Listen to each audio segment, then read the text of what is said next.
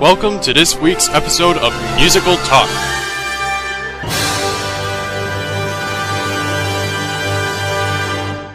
Hello, I'm Nick Hudson, and welcome to a very, very special episode of Musical Talk. Now, we haven't announced this episode, we've kept it a bit quiet. If you notice on the website, it says this episode is to be announced. Well, I am now announcing that the Musical Talk today, and by that I mean me, went to the press junket for the Sweeney Todd movie. So, in this episode, you will be not treated to one interview, but you will be treated to interviews with Tim Burton, Johnny Depp, Ed Sanders, who plays Tobias, Jamie Campbell-Bower, who plays Anthony, Helena Bonham-Carter, who plays Mrs. Lovett, Jane Weisner, who plays Joanna, Richard Zanuck, Walter Parks, and Laurie MacDonald and John Logan, who are the producers. John Logan also wrote the screenplay. But first, I'm going to hand you over to one of the greatest musical theatre writers of all time. Yes, ladies and gentlemen, please welcome Stephen Sondheim. Well, you know, movie musicals have not been very popular up until recently, when a couple of them have suddenly broken through, like Chicago. But, you know, over the last 20 years, movie musicals have not been in great demand, and so I think, you know, it never occurred to anybody. And Sweeney was not the kind of big hit that made movie studios clamor for it, you know. It lost all its money on Broadway, and not all, lost half its investment. And it's only over a period of time that it has become sort of more popular and more done with revivals and things like that. And as you probably know, it was a big flop in London. London critics hated it, and which was ironic because it was sort of my love letter to England. And so I think it's the combination of those things. The first person to ask to do it was, in fact, Tim, about 20 years ago, as some of you probably know. He came to see me and said he wanted to do it as a musical. I said, wonderful. And that was the end of that we had a nice conversation, and I never heard from him again. He got, as we say, interested in other projects.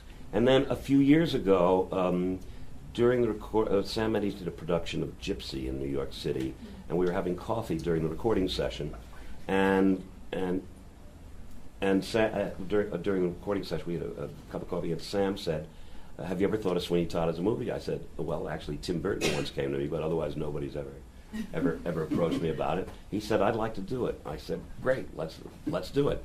And he got hold of John Logan, the screenwriter, and they started to work it out together. And then Sam got frustrated by casting.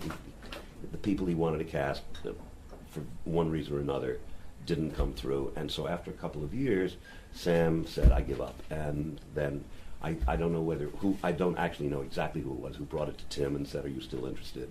Anyway, Tim obviously said yes, and that's what happened. So the bulk of the time was merely the people who were doing movie musicals, and the few movie musicals they did do were big smash hits, and Sweeney was not one of those. So nobody approached me except, as I say, Tim. And then Sam did about, whether it's 4 or 5 years ago. Next, Stephen Sondheim was asked what he looks for in a director. Obviously, if a director approached me to do a show as a movie, and it was a director whose work I didn't like, I would say no. But that has not arisen because not very many directors have asked. Next, about Tim Burton's role. I knew it from the time he came to me 20 years ago that he really loved the story. And that was the first thing. That he likes the story and he likes the musical. And he's not a particular fan of stage musicals, but something about this spoke to him. And I absolutely trusted that. You know, he didn't have to be persuaded about the story. He didn't want to change the story. He wanted the story just the way it was. And all the changes that did occur have to do with small changes within the structure of the story. But he didn't want to change the character, he didn't want to change the ending, he didn't want to change anything about the telling of the tale. And that's enough. You know, I was also enthusiastic about some of his movies, but the real point was that he loved the material. Then we asked Stephen the difference between film and stage. You know, the thing about the stage is you can virtually do everything on the stage that you can do in movies. It just depends on the audience's imagination. You can transform. You can go from the Tokyo airport to a hospital interior on the stage just as quickly as you can with a cut in the movie. It all has to do. It's just you don't bring in tons of scenery, but you do it through suggestion. So offhand, I can't think of anything that couldn't have been done on the stage the way it's done in the movie, except for things like the blood. The blood on the stage shocked the audience. It was compared to what's on the screen, it's that much. But the way it was used and the fact that it was there. When Sweeney slits all the throats of the people in the second act, when he's singing the ballad to Joanna, and he's coming. Now, it was a razor this size with a little blood thing in it and a little spouting, but it was their imagination that made it just as big as the blood on the screen. But you have to have more blood on the screen because the screen is not about the imagination. The screen is repertorial. The screen is newspaper photography. That is real. Doesn't matter whether it's a fantasy or not. You are looking at reality and real people, and therefore you have to have more blood. But the effect of the amount of blood on stage was the same as the effect of the blood in the movie. And in fact, in John Doyle's recent production, there was no blood on the people themselves, as those of you who saw it, that just people poured buckets of blood, a bucket of blood into another bucket of blood, and the audience still had the same illusion. And when he finally got to the judge, there were merely more buckets of blood. And so it amounted to exactly the same thing as when Sweeney kills the judge on the screen. We asked what surprised Sondheim in the new film version. The middle of the epiphany when he cuts away into the street and he's threatening everybody in the world. That was a surprise, and I think a brilliant surprise. What we did on the stage, the equivalent of that was, there was a little section of the stage, and I had Todd literally threaten the audience. That is to say, he was threatening the world, and then he suddenly jumped down, and he was as close to the audience as I am to this gentleman right here. People in that who had the misfortune of getting those seats. I mean, I thought if there's anybody really elderly, we are in serious trouble because Len Cariou knew how to play murderous anger. He's the guy who played Sweeney originally, and when he came down and said, "You, sir," and it was as if he was going to break the fourth wall and leap over the stage because he was that close. This little part of the stage was built out to this little section of the audience on stage right, and it was just as scary. But what Tim did in the movie is something you can't do on the stage. Stephen has a huge love for London, so we asked him to go into a bit more detail about that. Usefulness, the City of London, that really comes from Chris Bond's play. Chris Bond's play is a study actually it's partly about the class system. And the interesting thing about Bond's play is that all the upper class characters speak in a kind of blank verse. It's almost iambic pentameter, and all the lower class people speak in demotic English. The City of London, therefore, in the play, is a character split between those above and those below, as the lyric says. One of my collaborators, a man named Bert Shevlov, who was an Anglophile. He's the one who wrote A Funny Thing Happened on the Way to the Forum. And in fact, with the money that he earned from Forum, he moved immediately to London and lived here for the rest of his life. He introduced me to the puzzles in The Listener, the old Listener. And I became fascinated because I love puzzles. I love cryptic puzzles, which did not exist in the United States. Those of you who do British puzzles, they never existed in the United States until, I'm happy to say, I wrote them for New York Magazine, and then now they're very popular there. But the Listener puzzles I liked because they were gimmicky, and I liked the Zimny's puzzles in The Observer.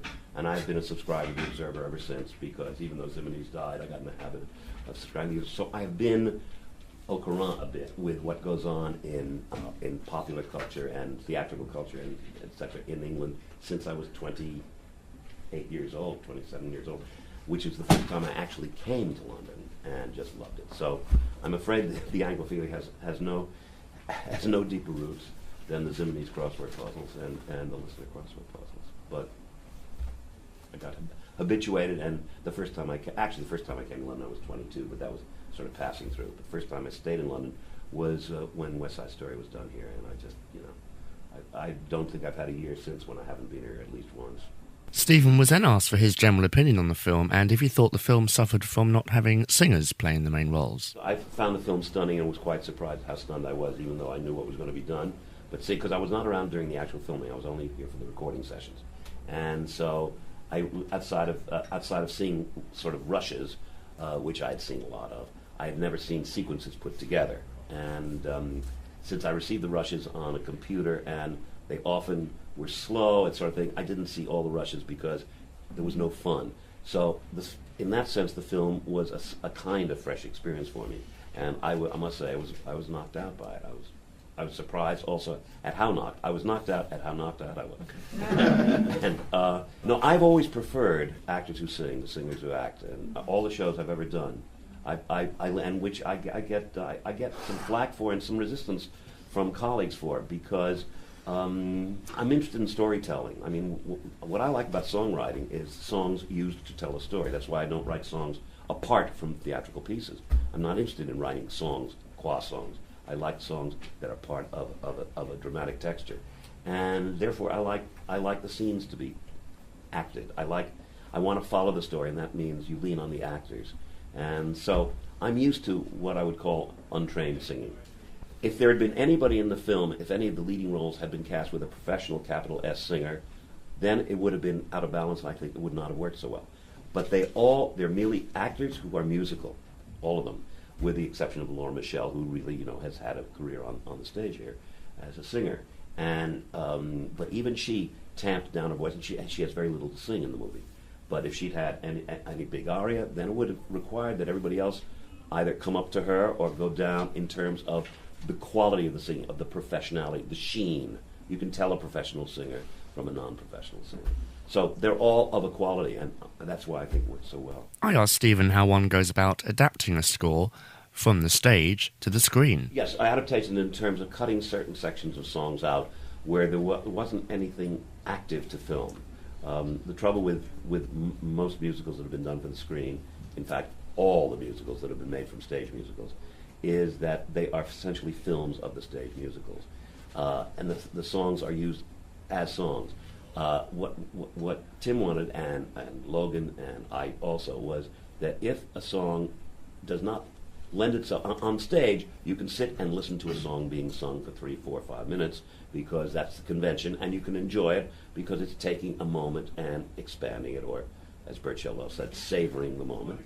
But on the screen, at least I, as a movie fan, I want the story to be told, and I want it to go swiftly.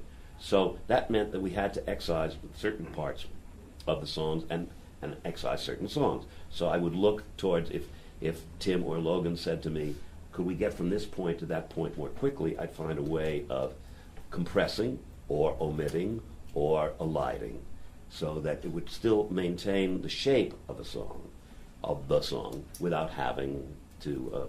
I could give you numerous examples. There's a whole middle section of Green Finish and Linnet Bird, which is cut. There's a whole middle section of Little Priest, which is cut.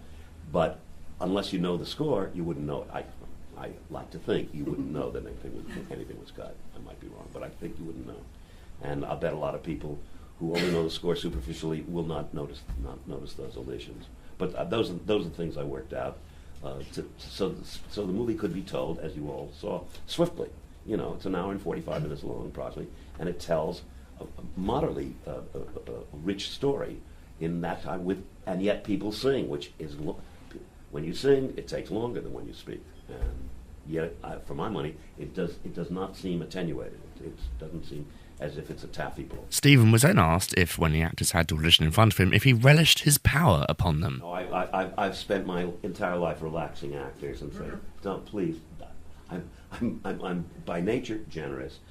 I hate the idea that people feel that they're auditioning, and all I'm there to do is to help them be confident. The whole thing about dealing with people who have not sung professionally before is giving them the confidence to sing. It's as simple as that, and as hard as that, to give somebody confidence. They have confidence in acting, but they have very little confidence or no confidence in singing, and the only way you can do that is to support them and just rehearse them and gentle them, So, no, I get no pleasure whatsoever out of their discomfort. Stephen was then asked about the style of writing he uses for his shows. Well, I change my style for each show.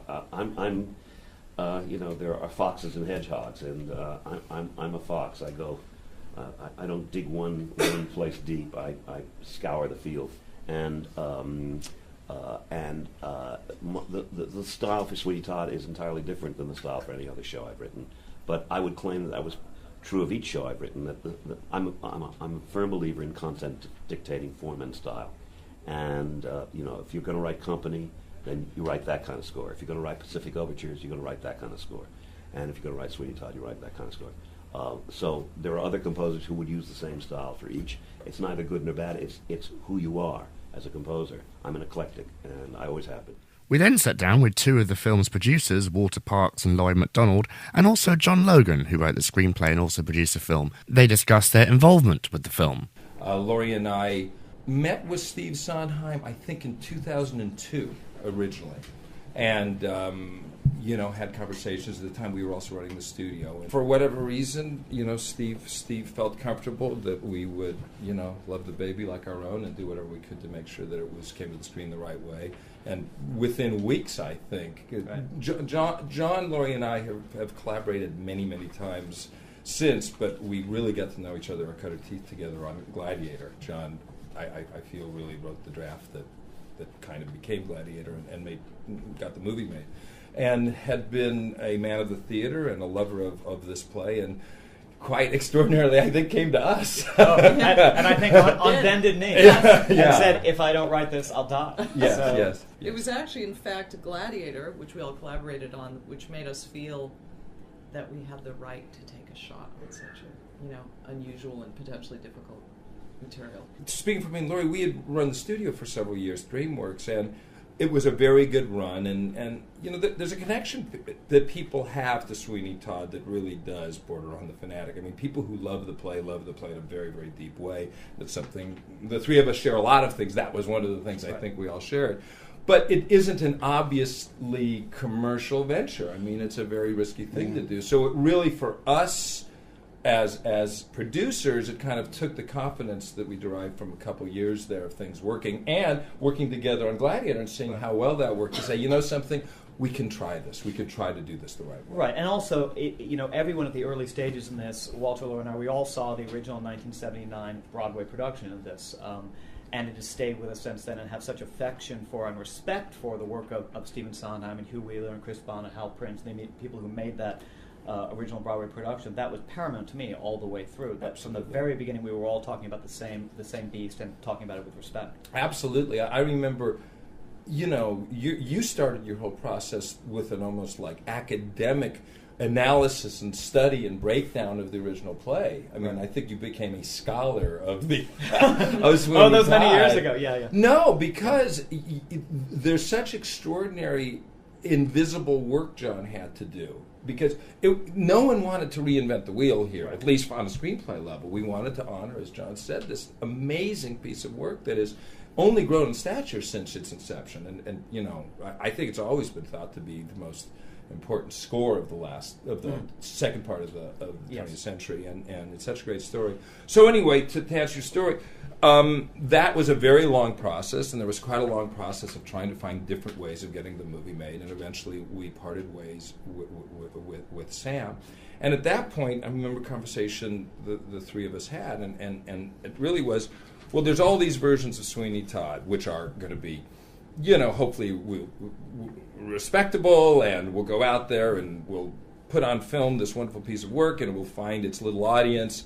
And then there's this other version, and that would be a version with Tim and Johnny. It's like suddenly, oh my Lord, it could have a larger cultural impact possibly just because of what they bring to it. And also the fact that there's such a perfect kind of correspondence between Tim's sensibility and what the sensibility of the play itself is. So we were lucky enough to engage in conversations with the various representatives, and yes, Tim came in. And quite honestly, Tim is such a total auteur that when you make a movie with Tim, you hand the baton to Tim. From the very beginning, the first discussion we had with Tim Burton, we talked about the blood. And one of the unforgettable things in the stage show is the first stage slitting. You remember this, the blood arcing across the stage, the light hitting it. We talked about the blood from the very beginning and said it would be dishonest, immoral, and unethical to treat this as anything other than murder and to try to shy away from the blood. We then sat down with the delightful Miss Helena Bonham-Carter, who talked about how she first discovered Mrs. Lovett aged 13. I saw it when I was 13. When I first heard it, I was 13, and I loved it. I loved the score, and it was before it had come over. It was in America, New York, and I loved it. Contrary to common belief, Helena has to audition for any film that she and Tim Burton do. We asked her what the audition process for this film was like. He came to me and he said, look, over dinner once, I am going to do Sweeney Todd, which we both knew we loved. It was one of the things one of our mutual passions was the musical. I remember when we were, getting together, we played it. We caught it over Sweeney Todd. But, so he knew that he also knew that I've always wanted to learn to sing. So he said, look, how about this? I think you're right for that. You know, I want you to be considered, because you shouldn't be not considered just because you go out with me. However, you're going to have to audition along with anybody else who wants to, because I'm going to audition anybody who wants to go up for it because they have to sing, you know. And so he said, you know, it's up to you. And I said, of course I'll go for it, because, you know, if I don't get the part, at least I'll have learnt to sing, or, you know, had the voice lessons that I've always wanted to do anyway. So so I went to a singing teacher who's fantastic. You had the voice lessons in order to prepare for the audition? Yeah, and the composer to and Sondheim, yes. that was the other thing. Tim didn't, he said, you know, okay, and on top of that, I don't want to have ultimate approval. It's Sondheim who will ultimately cast. Yeah. So it was scary. I just had no choice because I so loved Sondheim, you know, and I so love loved the part, and I loved the material and the music and the lyrics, and he's a genius. So I can't lose, you know. It's a tall order anyway, learn to sing in 3 months. So I thought, if I don't, you know, I'll have a good excuse if I don't get it, you know. So I did it, and I was amazed the day when Sondheim, I mean, even Tim, I auditioned for Tim on video, and he didn't talk about it for 5 weeks. That was tough. Then he auditioned other people, didn't talk about it. We didn't talk about it. It was like the elephant in the room for 5 weeks, and then finally he said, you know what, I think you are right, you know, and you can sing this part. He then, luckily, Sondheim, a week later, you know, saw them, and he agreed with Tim. And also, you know what, I didn't want to be cast if I was not up to it. I would have hated it. And I didn't want it, you know, it would have been horrible to film, and horrible for me, and horrible for us. So we just had to go through that. We asked Helena what first attracted her to the musical. I think, to be honest, the music, for some reason, viscerally, the music, and there's some such beautiful tunes, frankly. And there's a yearning, and there's a sort of romance to it. And humour. And, like, there's no, like, Pretty Women, and Joanna, and I loved Little Priest too. I just loved the music, and it's so heartrending. We asked her about Mrs. Lovett as a character. Well, what I loved about it, and what's, you know, is because she was so complex, and she could have so many different colours, and you could still play it in billions of different ways. That's always the exciting thing with a part where it's well written, is that so many different ideas occur to you, you know. Do you think she's the baddie? I don't think she's a baddie. I think they're both victims in a way. I mean, she's the most amoral. She's got no excuses for what she does. He's obviously innately a victim given what's happened to him, so you can kind of justify his killing. You see a reason behind it, you know, a powerlessness, and he goes off the end. And she's amoral, and it's not quite explained why she's quite so innate. She's pretty mad and delusional herself, and that's her tragedy. She's in love with somebody who doesn't even notice her. We asked about the difficult musical staging that this film has. You had to rehearse it and rehearse and rehearse and rehearse it and practice it, because it's different, because on stage you have to do it all in one. On film, you know it's going to be cut around, but because it's cut around, you have to do it in continuity. So you have to really learn it back to front to know when you're going to pick up the rolling pin, when you're going to smash the, you know, the dough. It's all written into the music. The pie making is written into the rhythms of the music, and he actually, you know, all the offbeats are smashing the pastry and but it all had to be decided which bit was I going to roll the pastry out when I was going to, and which beat was going to be what, and you obviously had to do it immaculately the same every single time you did it. So it's hard. It was hard. It was a lot. I know that song. I could sing it in my. No, the rhythms are all over, but they're fascinating, and the ones you start looking at it, there's a reason for every single breakup of rhythm. You know, it's not all over the place. It's really easy to learn in a way, in some ways, because it's justified by its own logic and the thinking behind it. And there's always a character, a reason for why, you know, it goes up on it or seems perverse, you know, or there's an offbeat, and it's all there. Like in that Worst Pie, it's like a minute and a half you're in, and you kind of know her already. It's like, bang, you know, she's somebody who just chatterholic. It's like a monologue. We were then joined by the 14-year-old Ed Sanders, who plays Tobias. I asked him what it felt like to be singing a great musical theatre standard. It's an amazing feeling. It's quite scary, but I'm very happy with how it came out in the end. But definitely the musical side of film, I think it's definitely having its time at the moment. I think it's I think it would be very good. I spoke to Jane Weisner, who plays Joanna, and Jamie Campbell-Bower, who plays Anthony, and we were talking about the differences between England and America and what they like best about America. I tell you, I really like the sweets. Well, apart from their chocolate. But yeah, I like the accent, I like the lifestyle, I don't know. I like my lifestyle too, I like the British way as well. Do you think London has become very similar to New York? No. So just shoot you down. Yeah, I think London. I mean, London's kind of where it all began, really. London's an incredible place. The grass is always greener, as they say. Yeah, probably. I can't live in Hollywood. I can't leave London. It's too good. I don't know. I think LA's kind of fake. It kind of. I mean, obviously, it is, and it doesn't. I mean, you've got to play the game, but I wouldn't want to play the game 24/7. I spoke to costume designer Colleen Atwood and asked her how difficult it was to research a Victorian barber. It was tricky. No, there weren't there were photographs later, but a lot of it was sort of cartoon, sort of caricature drawings. So I kind of took that and then took a little bit later research and then sort of made it up in between, because there's a lot of research about barbers before 1800, like funny cartoons of them because of the wigs and all that, and then this sort of yeah. We were then joined by the delightful Alan Rickman, who shared his thoughts on making the movie. It was great to do the movie because I was working with great filmmakers and great actors and a great script with great music, so it was more than fun, it was a privilege. We asked him if he'd ever sing again on stage or screen. Well, let's wait and see if I'm asked. But yeah, why not? If maybe it'll inspire Mr. Sondheim to write something maybe specific for the movies. We then asked if there are any films that Alan would like to see adapted into a musical. I can't think of one offhand because, usually that's the whole problem with them on film, is that they're so much of the theatre that it's very hard to move them. But I thought what was wonderful about this is that it naturally moves to the screen because everything is so interior, and it's about people's thought processes and about a very dark world. So it's not happy-go-lucky leg-kicking choruses or anything. So it's a movie, that is not trying to be something else. Did you ever see the original Broadway or West End production of Sweeney Todd?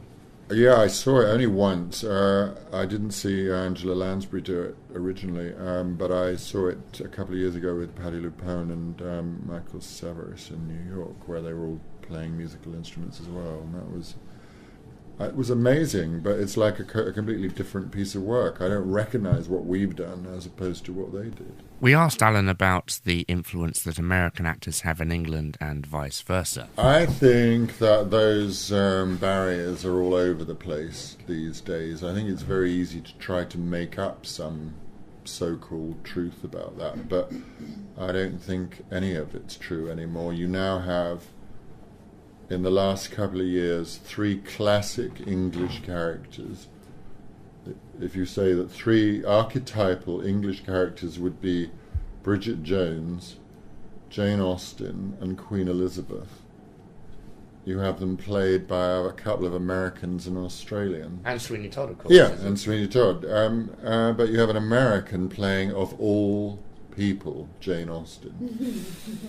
So I think all of these things should be screwed up and thrown away, and we should let English people and American people dive into the mix, and if you can do it, do it, What's happened is that we've got better at doing American accents and they've got much better at doing English accents, so it's all moving around now. So you have people like Kate Winslet playing American parts as often as she plays English, and vice versa, and Johnny Depp playing a lot of English. We asked Alan which character is more loathsome, the judge he plays in Sweeney Todd, or the character he played in Dangerous Liaisons.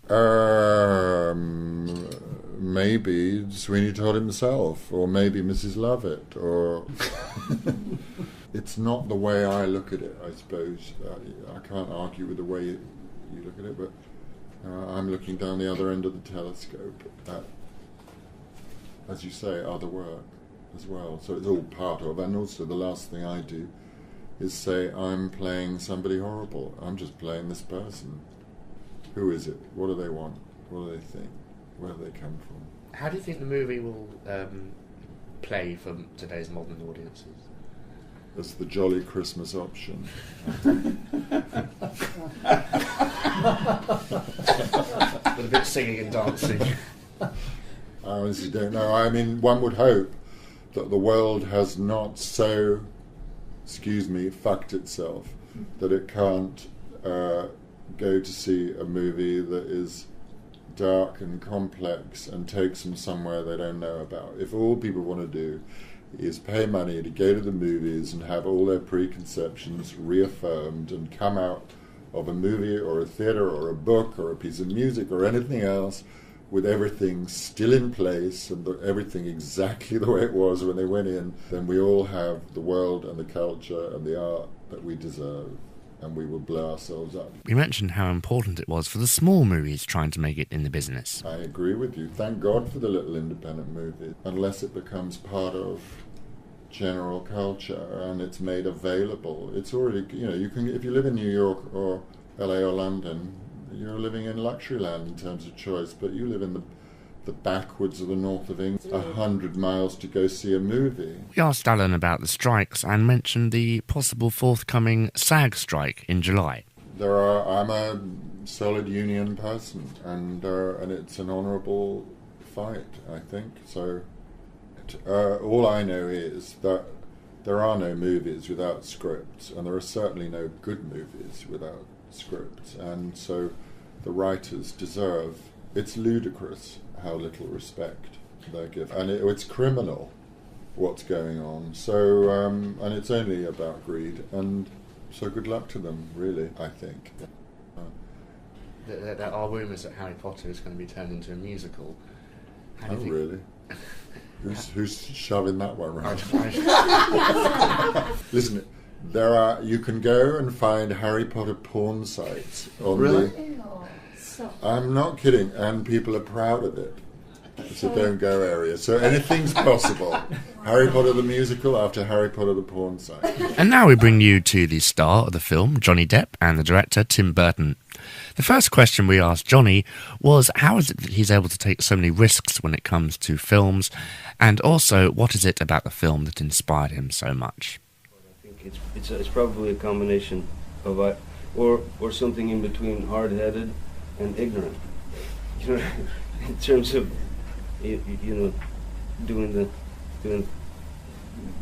taking the road that I've taken, but because there's an easier one out there for sure. And then this, Sweeney Todd. First of all, that's one thing, that's one sort of little arena. But Tim comes into the picture before all that. Anything that he would ask me to do, I'd jump at the opportunity. Except a ballet. No. I actually would. You're not going to do it. I would try. I was familiar to some degree with the earlier versions, the stuff that that seen the video of Angela Lansbury's and listened to it quite extensively, and I'd seen the more recent production of it, and just thought it might be, certainly a great opportunity to try to find a new Sweeney, a different Sweeney, kind of in a weird way, I suppose, like a slightly more contemporary in the sense of almost like a punk rock Sweeney. Johnny went on to talk about the nerve-shredding experience of singing these very famous songs. I think I was probably more frightened than anyone, except maybe Tim. No, he was amazingly, he really trusted me with it, and I was very lucky that he allowed me to, because I didn't have a process really, in terms of singing. I never sang before in my life, so I had to kind of find my way to it, and thought it was important that I, keep it very, very low key, and so yeah, I initially did these demos in my friend's garage studio, and because I didn't know if I would be able to hit a note, to be honest. I really didn't. I wanted to make sure I could do it for Tim, and so then when we did, I think the first demo we cut was my friend's, and I sent it to Tim, and crossed my fingers and waited for the outcome. Next, we asked Johnny if he thought the role of Todd's revenge was an act of loneliness as a victim, or was it a violent reaction that became more violent? It's probably all of that, layer by layer. One thing leads to another. I think initially, victim. Victim who dreams of revenge becomes obsessed with that dream of revenge, and then from there it turns into like a compulsion, obsession, madness, and that's the only thing you have, the only thing that drives you, the only thing that keeps you alive is the idea. Tim Burton spoke about Helena's role in the film. I thought it was important that, because I'd never done anything like this before myself, so, and it's quite a difficult musical to do, and, like in the stage thing, it's a hard role, all of the roles are hard, and I just didn't want it to seem like I was just giving the job to my girlfriend or anything, so I really was probably harder on that for that reason, and I just wanted to make sure that it was basically she was really, really right for it, which she was and is. So yeah, I probably was a bit harder on her than others for the reason of just wanting to really make sure it was right. Many may draw comparisons between this film and Edward Scissorhands for obvious reasons. We asked Tim Burton and Johnny Depp about this link. For me, it's only the fact that we did that movie and we did this movie. I mean, and we're not lost on the sharp instrument angle. But, the thing about this character, which I love, is different from that, is that, we did that a long time ago, and we were probably I certainly was much more optimistic, and, which that character sort of represented. And now, the Sweeney character is a much sort of more interiorized, darker character, which I love. And seeing Johnny do both of those things was really amazing for me to see, because I think this character for me is one of my favorite characters he's done, just because I love the interior brooding quality of the character, and then you put that with him singing, and it just created to me a really amazing new thing for me. Similarities in the sense that Scissorhands, maybe even Sleepy Hollow and Ichabod Crane, in a way, of characters who were kind of very much like we was talking about, living inside their own head. Kind of thing. Edward was a bit more innocent than that, to be aware of it. I think there was only one moment when you saw Edward get angry. Yeah, no, this guy's just angry the whole time. There might be one moment when you saw Sweeney smile. Yeah, it's like if Edward Scissorhands, went into a major depression and got for several years. We asked Johnny, who I must say at this conference donned a very handsome goatee, if, in the making of this film, he'd learnt the value of a good shave. You know what? No, I didn't. I really didn't. I've never really experienced that full on thing, because this is a full beard for me. This is a lumberjack look for me. I'm hiding behind this. So yeah, no, I didn't. But I can definitely appreciate it, because when you get in there with into the chair with a stranger, complete stranger, and they lather your face up and bring this incredibly sharp instrument towards your throat. So yeah. It's very frightening. It is. I tried it once, and it was really frightening to have a complete stranger have a razor at your throat. You don't even know who he is. Yeah. And it's just the sound of it. It's frightening in a way. We asked Tim Burton how Sacha Baron Cohen was cast. Well, I mean, it was after Borat came out, and I was, he came in to audition. He brought in the score of Fiddler on the Roof and basically did all of Fiddler on the Roof in the studio. And no, he was great, because I admired him, because he could have gone off and done a whole bunch of different stuff, but he chose to do this, and that was, it was great that he did it. God, I'd love to have seen that.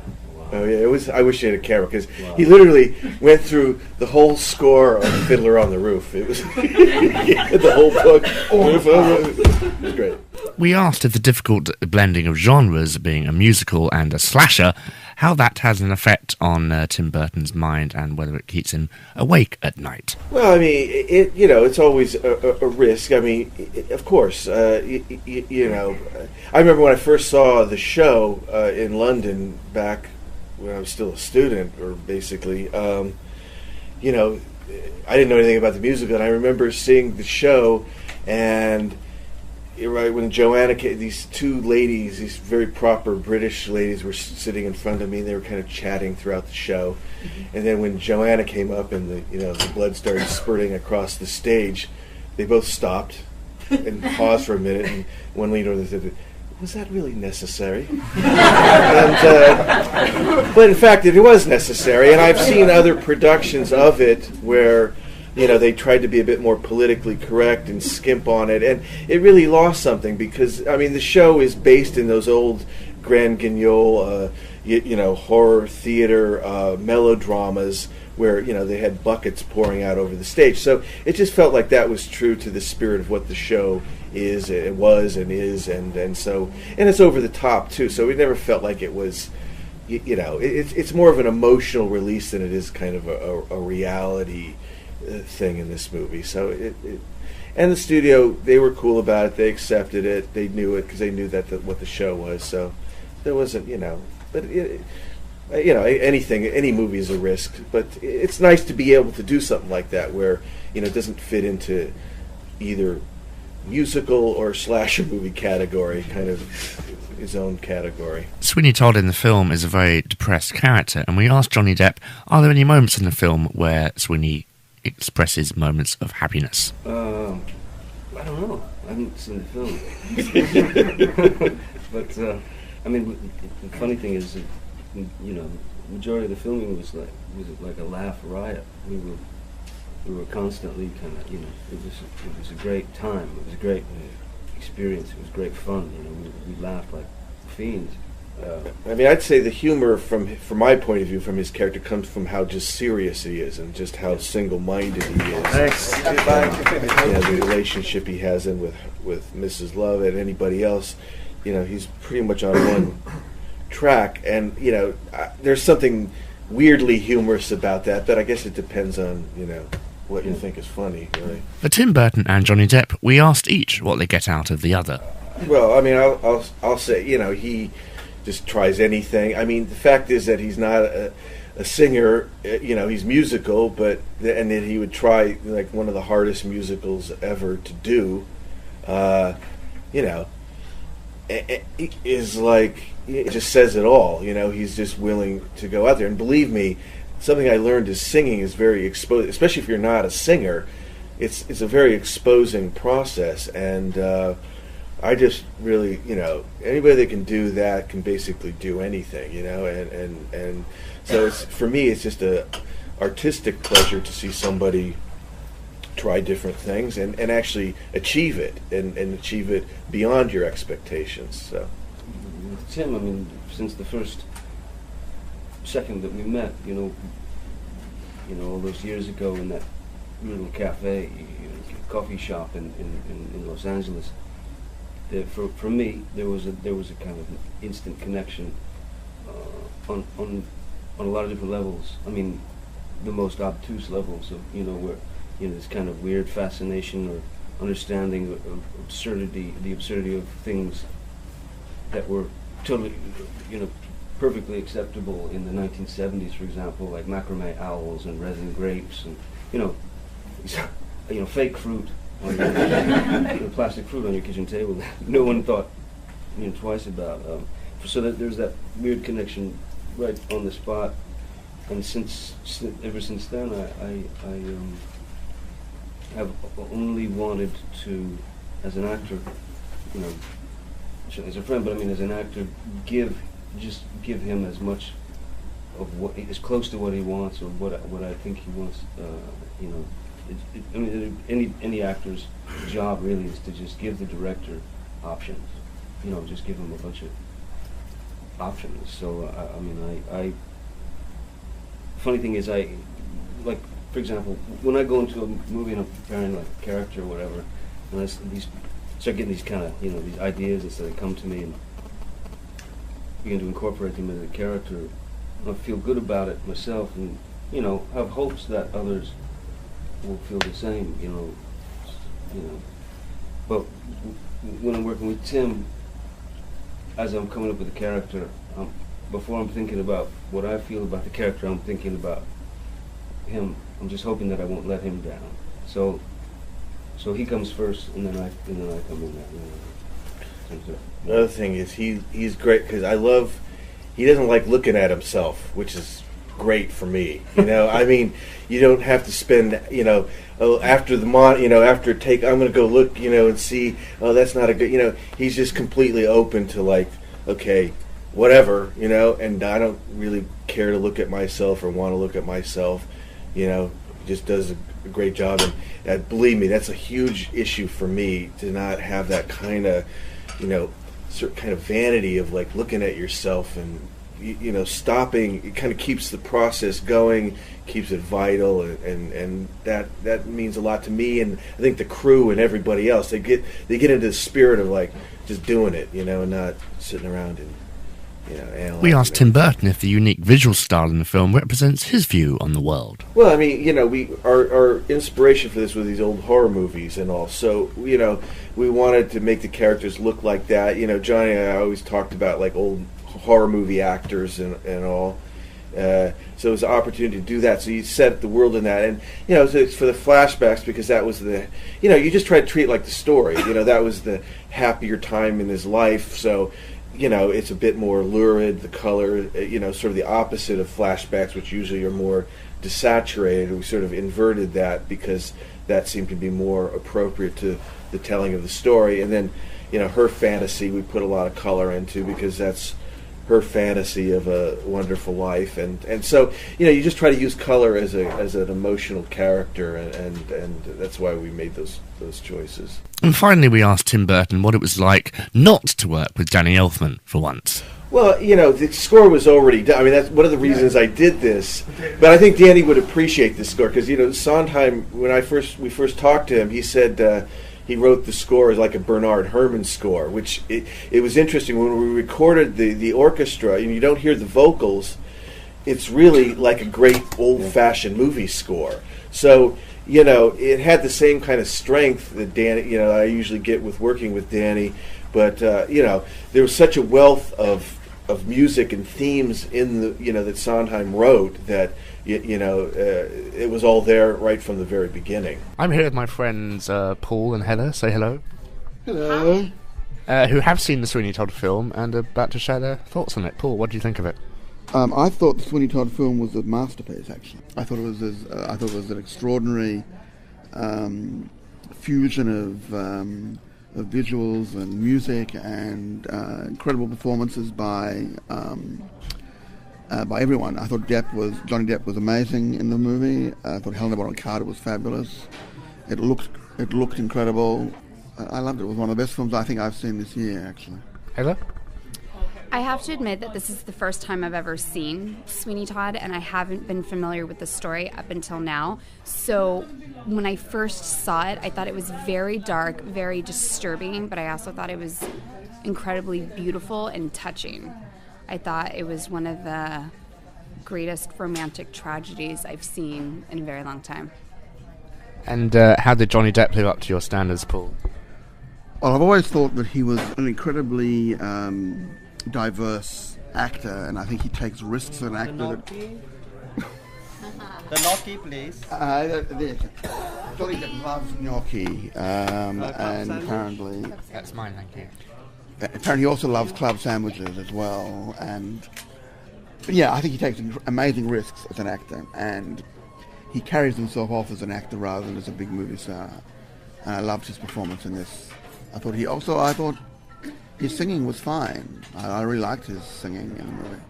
What about you, Heather? Do you think he's singing with them? I loved his singing in the film. I didn't realize he could sing on such a level that he did in the movie. And mixed vegetable. yes, And the chips, yeah. thank you. Sorry,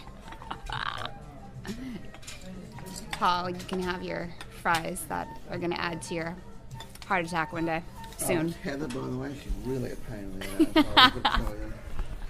But, Hurt you. Yeah. I'm looking forward. But anyway, you are editing this, right? maybe. I think this is quite funny, though. I'm really sorry about Paul. He's very obnoxious and says very inappropriate things. If the word, excuse me. First of all, it's inappropriate is the word. said inappropriate. You said unappropriate. I said inappropriate. We'll play it back. Maybe you should listen. She's American. She doesn't know what she's saying. Carry on. And I think we'll leave it there. Thank you very much to our guests, Stephen Sondheim, Walter Parks, Laurie MacDonald, John Logan, Jane Weisner, Helena Bonham-Carter, Jamie Campbell-Bower, Ed Sanders, Colin Atwood, Johnny Depp, Tim Burton, my friends Heather and Paul, all the staff at Claridge's Hotel, all the staff at Paramount, all the staff at Warner Brothers, and a special thank you to BroadwayWorld.com. And thank you to listening to this episode of Musical Talk. We shall see you next week. Bye-bye. This has been a production of Musical Talk. Copyright 2007.